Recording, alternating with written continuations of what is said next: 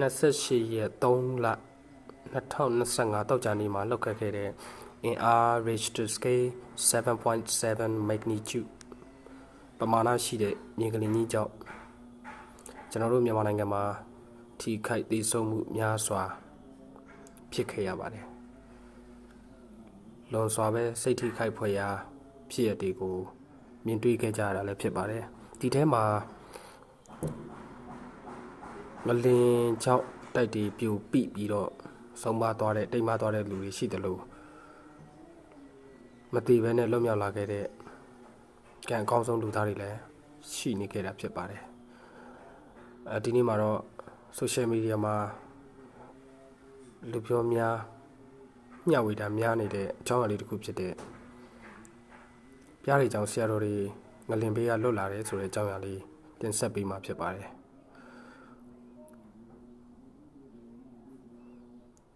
ဒီဖြစ်ရဟာ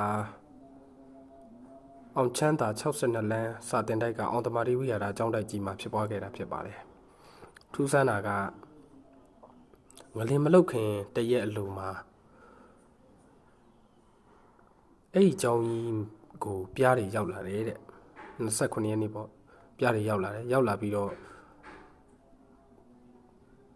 အဲ့ဒီအကြောင်းမှာသတင်းသုံးနေတဲ့တန်ဃာတော်တွေကိုလိုက်ပြီးတုတ်တယ်တဲ့ဒါနဲ့ဆရာတော်တွေကဘေးလို့ရမှာတိန့်ရှောင်နေကြတယ်ပေါ့ကျောင်းတိုက်ကြီးမှာတန်ဃာအကြီး18ပါးပဲနေခဲ့တယ်လို့သိရပါတယ်ဒီလိုကြောင့်ချန်ရှိခဲ့တဲ့တန်ဃာတော်18ပါးကလည်းမလင်လှုပ်တဲ့နေ့မှာဘေးမတိရမခပဲနဲ့လွတ်အောင်ရှောင်ထွက်နိုင်ခဲ့တယ်လို့လည်းသိရပါတယ်ရှားတန်ဃာတော်တွေလည်းဘေးကင်းခဲ့တယ်လို့သိရပါတယ်